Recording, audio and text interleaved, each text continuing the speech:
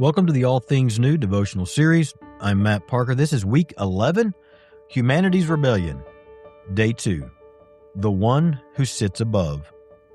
Isaiah 40:21 through 23. Do you not know? Have you not heard?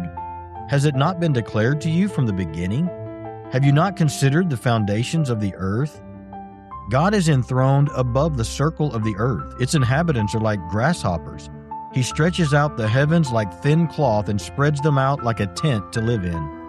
He reduces princes to nothing and makes judges of the earth like a wasteland. One of the most difficult things of which we can convince ourselves, it seems, is that God really is sovereign above all creation.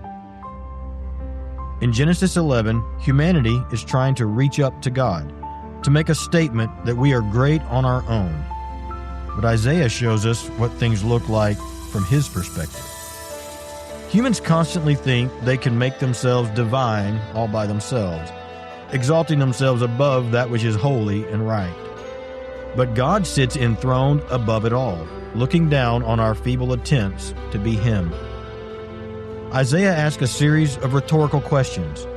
Do you not know? Have you not heard? In other words, he says, don't you know who you're dealing with? Earthly rulers will rise and fall. Empires will boast, beat their chest in triumph, and then fade away. But not God. I'm sure the builders felt like this was their ultimate achievement, a permanent legacy. And truly, every generation has something like their own Tower of Babel, our own something that we think will protect us, define us, and secure us. Maybe it's a political system, a mighty military, a booming economy, a cultural or technological improvement. For some reason, we think these things will last. Isaiah gives us a proper worldview and a perspective of life on this orb of ours. Princes, kings, systems, they're all fragile, tender grass in the spring. He isn't trying to mock us or belittle us, but he is hoping to reorient our understanding and knowledge of reality. He wants to correct our perspective.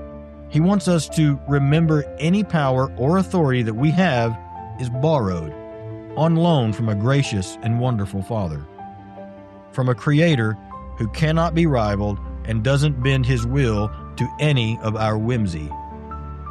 When we gain a proper view of God, our earthly thrones, systems, and pride lose all the wind from their collective sails. Our babbles, as it were, begin to shrink and our vision takes on proper focus, a purer focus on Him. A proper view of God reframes how we see, well, everything. Right now, as I write, we are 4 days into another global conflict of war. So many in the church have shown their true faith lies in a tower of earthly might and strength. But in the shadow of the Almighty, even the strongest of the strong here on earth are, as Isaiah would say, like grasshoppers before him. What tower in your world feels immovable or ultimate right now? What earthly structures do you find yourself trusting in? How does seeing God enthroned above rulers and kingdoms reshape your anxiety or maybe your ambition? Father, you are the Most High God. You do sit enthroned above the earth. Teach my heart and my mind to take refuge in you and you alone. Help me to keep at bay any hint of leaning on the powers of this world instead of trusting in you. Amen.